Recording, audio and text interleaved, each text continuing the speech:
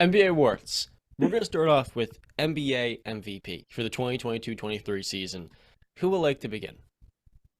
Oh, this is Hmm. an interesting one. What are we starting with? What happened? What award are we MVP. starting? MVP. I Not kind bad. of feel, you know what, John? I Can I want John start? to go first. I I want got John this to go shit first. pretty locked up. I I'm want not John to gonna go lie. first. I really don't even have to think about it. So there are three players that are in the running for the NBA MVP. Giannis Antetokounmpo, Joel Embiid, and Nikola Jokic. So by the counting stats this year, Embiid, 33 points per game, led the league, 10 rebounds, 4 assists, 2.7 stocks on 65% true shooting. Jokic, 24 points per game, 12 rebounds, 1.5 stocks, and a tick under, just a shade under 10 assists. 70% true shooting, the most efficient volume scoring season in NBA history. Giannis Antetokounmpo had himself a little bit less points. I think it was 28, 12 rebounds, and 6 assists. 31. 31 points, 31. My High, bad. career high. but only 1.6 stocks per game on 60% true shooting. My MVP would still be, though, Nikola Jokic. And there's a lot of talk about how Embiid this year, he only played 100 less minutes. He stayed healthy. He had a better defensive season. He had, by far, a better two-way season. But the Nuggets were a better team this year. And Jokic, without a bench, led the Nuggets to 52 wins. When I look at the Nuggets team, Jokic is the easiest star to play with, I think, in the NBA. Outside of maybe Steph Curry, but even then, I don't think there's a star that races his team's floor more, and there's not a star that's more vital to his team. To me, it's hard for me to make you MVP when your team has a winning record without you. The Bucks this year won 11 games without Giannis. The Sixers were 8-5 without Embiid. The Nuggets were one of the worst teams in the league without Jokic. And defensively, I've said this multiple times, because of how great a passer he is, he enables your best defenders to be on the floor with him. That's the versatility of having a 7-footer being the best playmaker on the floor at almost all times. I think the efficiency by Jokic being the most efficient player for 24 points per game with the second best offense, coinciding with the fact you can talk about his defense as much as you want, but the Nuggets were above average. They had the best clutch defense in the NBA. 2 years ago, it was Joel Embiid's award. Now, he didn't win because of minutes. This year, I felt like this is the second straight season it was truly Jokic's, but my prediction is that Joel Embiid will win because this is media driven. And the media wants Joel Embiid to finally get that award, and I'm fully okay with that because Joel is deserving still. Yeah, I mean, I agree with that last point. The media is definitely wants Joel Embiid to go.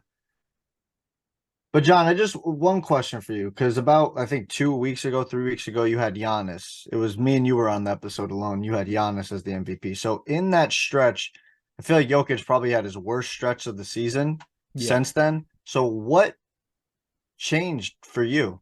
I went to the numbers, Bryn, and Giannis just not being able to make a single jump shot this year really did hurt his case. I mean, can we at least get to 30% from the three-point line or at like 65, high 60s at the foul line? I'm worried in the playoffs that could be the Bucks' kryptonite. The fact Giannis cannot make a shot outside 5 feet, and because of that, his efficiency, 60% true shooting, that's 10% lower than Jokic. Okay, I got you. Does anybody else want to go first or go next? I'll Or go first. I'll go first. Go ahead, Romain. Fucking Embiid. I don't know what. The only thing that I understand, the 32 points per game, most points per game from a center since I think not even that. I think it's more than Moses Malone. So most points since Wilt as a center or Kareem, one of the two. My whole problem behind him winning it is the simple fact that that doesn't make this a historical season as well as more historically significant than the other two. And every single reason behind him winning MVP from any single media member you ask, it's not about him being better than the other two. It's about him, oh, it's his turn now. He deserves it now, which is so dumb. And from every single shot he's taken at Jokic the year for about talking about stat padding or talking about why he shouldn't have expectations because he doesn't have MVPs or talk about why he doesn't care about or shit like that is the shit that pisses me off because I'm like, one, this just screams Sixers second round exit again.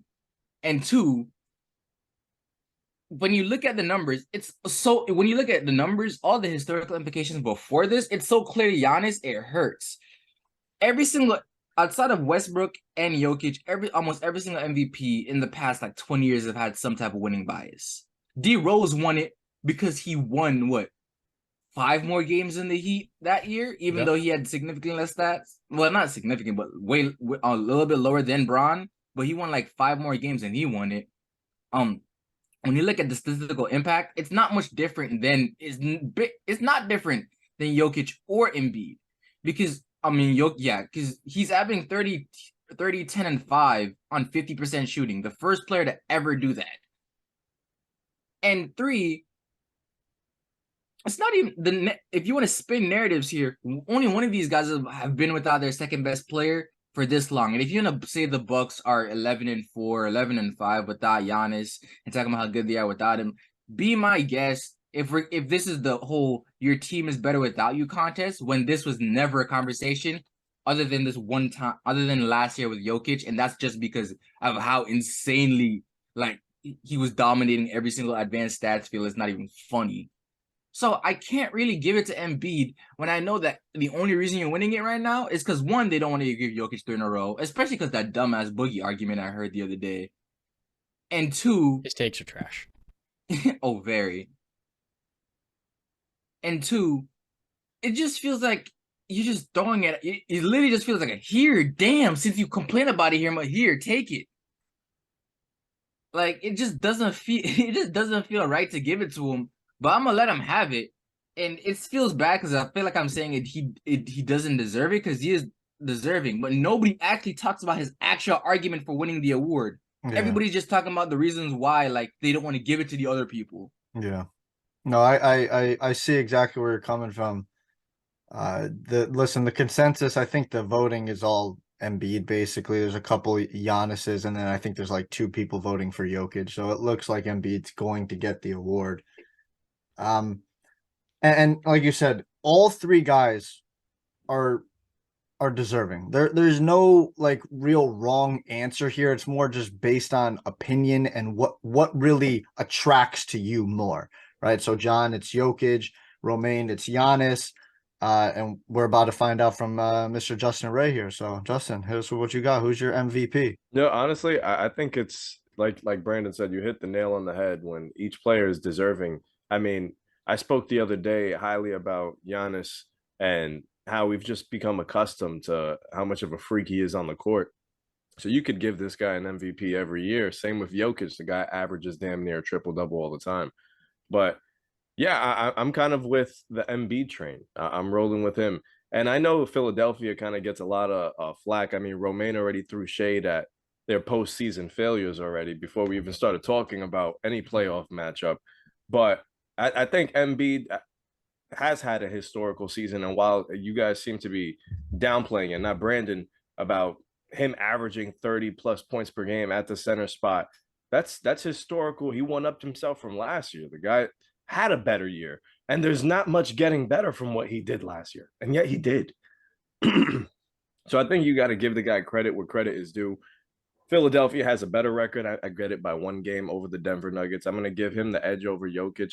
That Jokic stretch where Denver was losing plenty of games, losing to the Knicks and the Nets back to back, and then just going on that poor stretch, really, I guess, put a damper on his MVP ranking. But I think Embiid has had a fantastic season. And you know what, Romain, I got news for you, bro. I don't think this Philadelphia team is just going to be walked over in the playoffs. They play Boston the second round. You have that much faith in them? Yeah, I do. This that's new crazy. Philadelphia How team. much money you want to put on that? I am a betting man, so we'll talk later. On God. Well, they both got to get there first.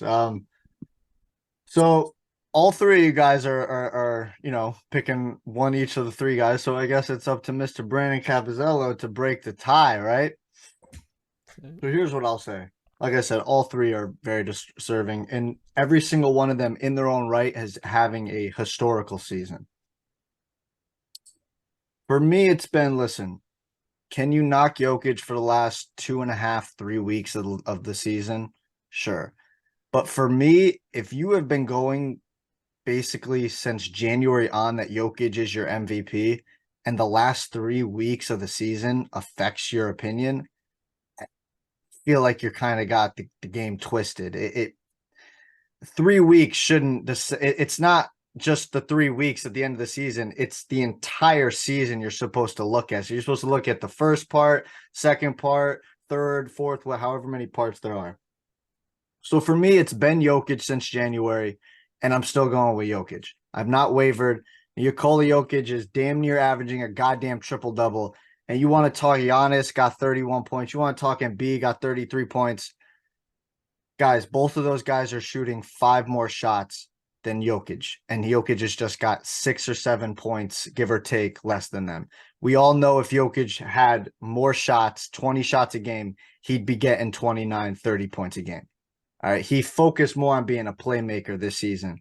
And also, you can't deny, I know John loves the true shooting percentage. I'm not a big fan of it. I think it's way too analytical, and I don't like how they get to that stat. It's not, if it was just taking the field goal percentage, 3-point percentage, and free throw percentage and finding the average and the mean for that, I'd be cool with that. But then they add in this whatever the hell else that I tried to understand. I'm just not for it. I don't like it. It values the three a little bit more. I don't like it at all. So what I'm going to give you is Jokic is 63% from the field, 38% from three, and 82% from the free throw line.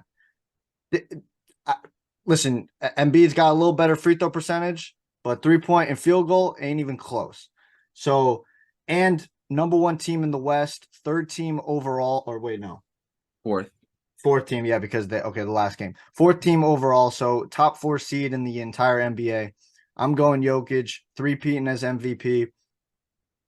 And we'll get into the playoffs and how maybe that impacts his legacy, in my opinion, if things don't go the way that I think the Denver Nuggets think that they should. But that's another discussion for another day.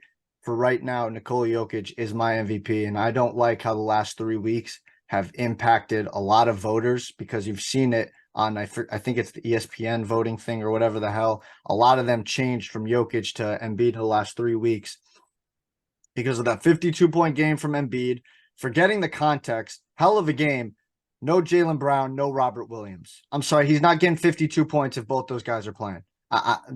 And they almost choked and let him get back. And they almost choked the game. They almost choked the game. So for me, the last 3 weeks can't impact your decision, because then you're just being way too recency bias, and it's not a recency bias award. It's in the entire season. Nikola Jokic is my MVP.